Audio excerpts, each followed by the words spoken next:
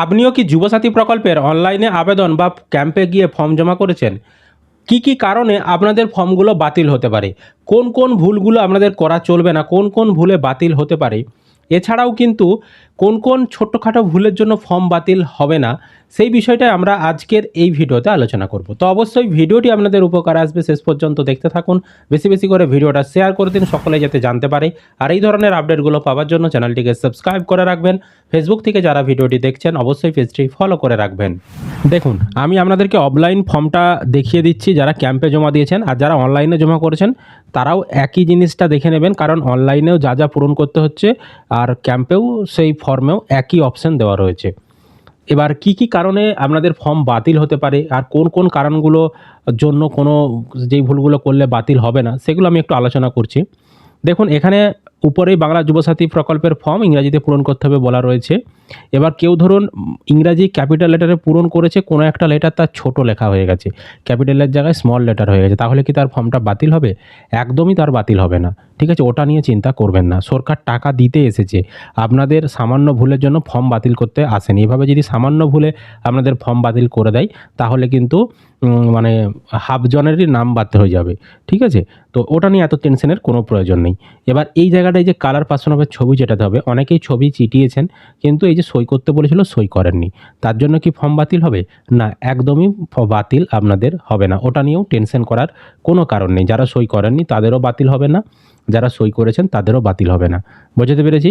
ছবিটা আপনি দিয়েছেন, ছবিটা ভালোভাবে পরিষ্কার পরিচ্ছন্ন বোঝা গেলেই হবে।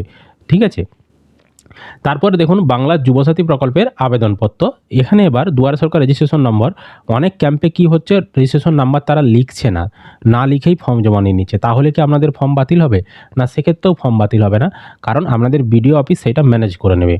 আপনাদের বিডিও অফিস থেকে তো ডাটাগুলো এন্ট্রি করা হবে, আপনাদের ফর্মগুলো অনলাইনে এন্ট্রি করা হবে, তারা তখন কিন্তু ব্যবস্থা করে দেবে। মানে যখন এন্ট্রি করবে তারা সেখানে রেজিস্ট্রেশন করার দরকার হলে রেজিস্ট্রেশন করিয়ে তখন তারা এন্ট্রি করিয়ে নেবে।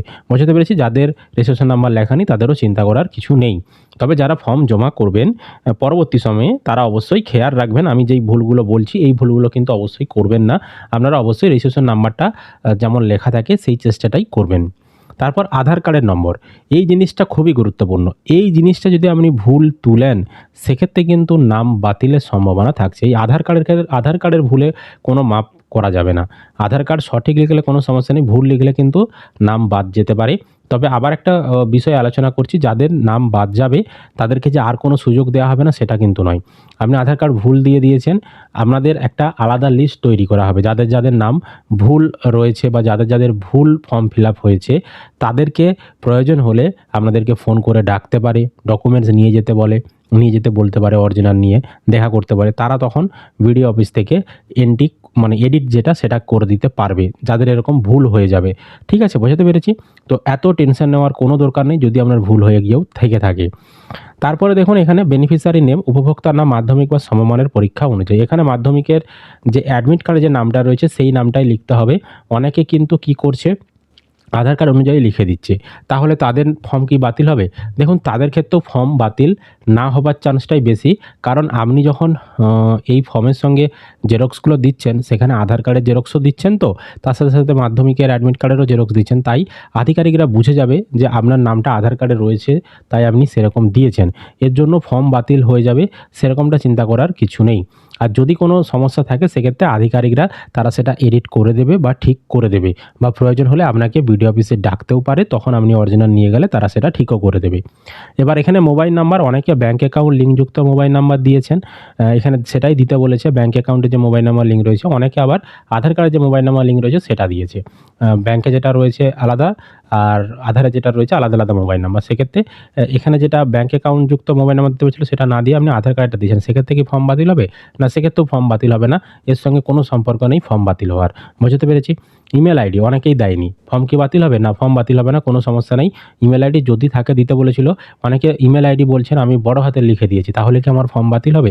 না, সেক্ষেত্রেও বাতিল হবে না। ইমেল আইডি ছোট হাতের লিখুন, বড় হাতের লিখুন, কোনো সমস্যা আপনাদের হবে না। তারপর জেন্ডার, এখানে পুরুষ, মহিলা, অন্যান্য, এই জায়গাটা একটু গুরুত্ব দিতে হবে। আপনি পুরুষ হয়ে যদি মহিলাদের ঠিক চিহ্ন দেন তাহলে কিন্তু সমস্যা আছে, আর যদি আপনি মহিলা হয়ে পুরুষে ঠিক চিহ্ন দেন তাহলেও কিন্তু সমস্যা আছে। তবে এগুলো পরবর্তী সময় এডিটও করা যাবে। এই বড় ভুলগুলো অবশ্যই কিন্তু আপনারা করবেন না। তারপর জন্ম তারিখ, এই জন্ম তারিখটা অনেকে মাধ্যমিকের অ্যাডমিট কার্ড অনুযায়ী বসিয়েছেন, অনেকে আধার কার্ড অনুযায়ী বসিয়েছেন। তাহলে কি আপনার ফর্ম বাতিল হবে?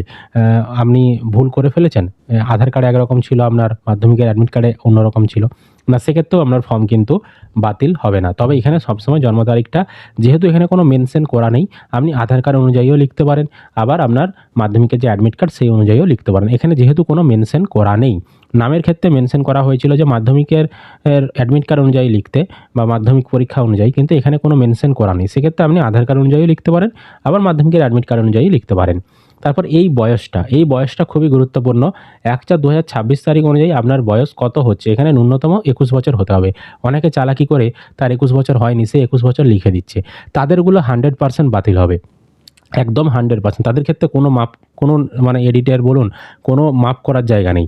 এখানে সিস্টেম থেকে অটোমেটিক আপনার ডেট অফ বার্থ যখন বসাবে, তখন কিন্তু অটোমেটিক এখানে তাদের সিস্টেমেই দেখিয়ে দেবে আপনার বয়সটা কত। অনলাইনে আবেদনের ক্ষেত্রে যেমনটা দেখিয়ে দিচ্ছে, যখন এন্ট্রি করা হচ্ছে আপনার বয়স 21 থেকে 40-এর মধ্যে কিনা দেখিয়ে দিচ্ছে।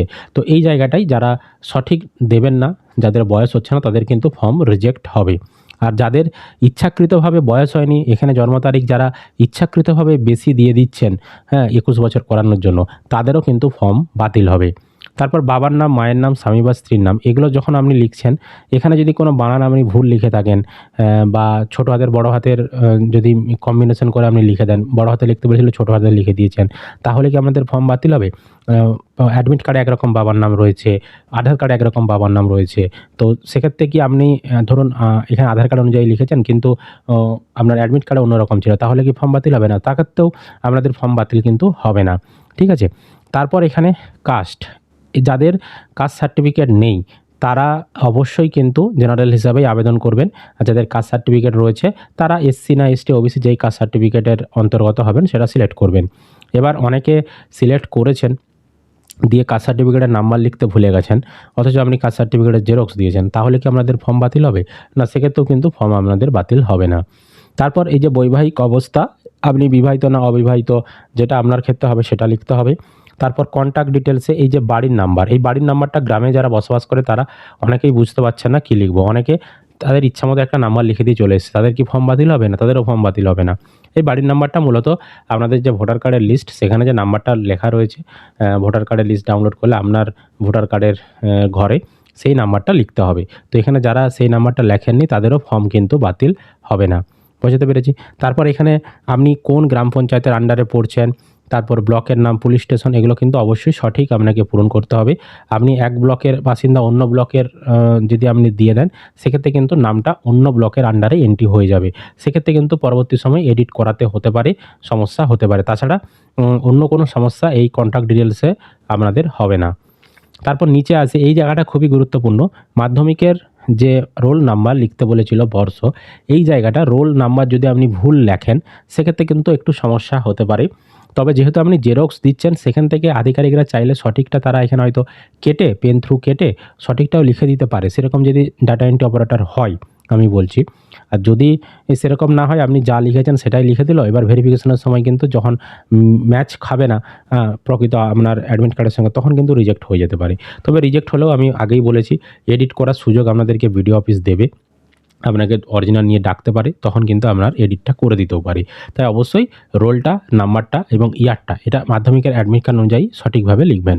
আর বোর্ডটা আপনি কোন বোর্ড থেকে পাস করেছেন সেটাও কিন্তু অবশ্যই সঠিকভাবে দেবেন, কারণ এগুলো কিন্তু সমস্ত কিছু ভেরিফিকেশন করা হবে। আপনি আদৌ মাধ্যমিক পাস আরে করেছেন কিনা, এগুলো সমস্ত কিছু ডাটা পর্ষদের কাছে রয়েছে, সেখান থেকে কিন্তু ভেরিফিকেশন করা হবে।